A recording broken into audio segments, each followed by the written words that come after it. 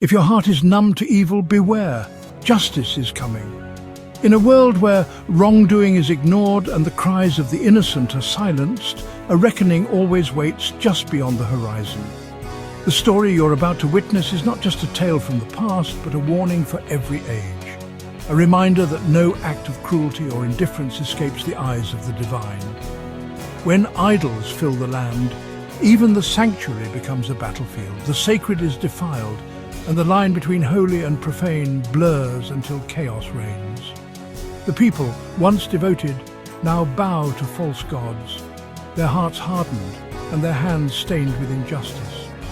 The very places meant for peace and prayer become grounds for conflict and despair. This is the story of God's fury unleashed. Picture the city at dawn. Jerusalem, once holy, now stained with injustice and idolatry. The golden light of morning reveals not hope, but the scars of betrayal. The city's ancient stones, witnesses to centuries of faith, now echo with the silent screams of a people who have lost their way. The air is thick with anticipation, as if the city itself holds its breath, awaiting the verdict of heaven. Suddenly, a cry pierces the silence. "Bring near the executioners!" The command is not whispered, but thundered, shattering the uneasy calm. Fear spreads like wildfire, and the city's inhabitants sense that something irreversible is about to unfold. 6 men appear, each wielding a weapon of destruction. They move with purpose, their faces set and their eyes cold. They are not ordinary men, but agents of divine judgment, summoned to carry out a sentence that has been long in coming.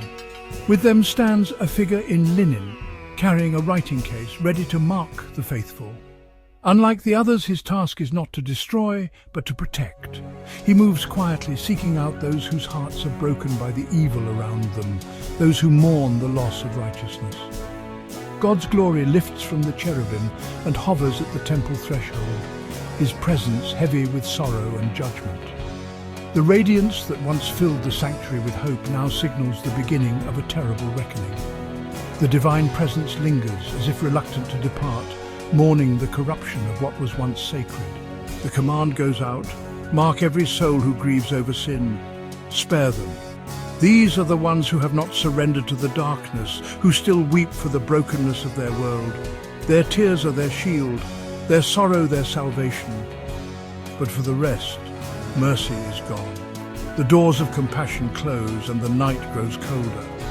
Those who turned away from truth now find themselves alone, abandoned to the consequences of their choices. The executioners sweep through the city, beginning at the very sanctuary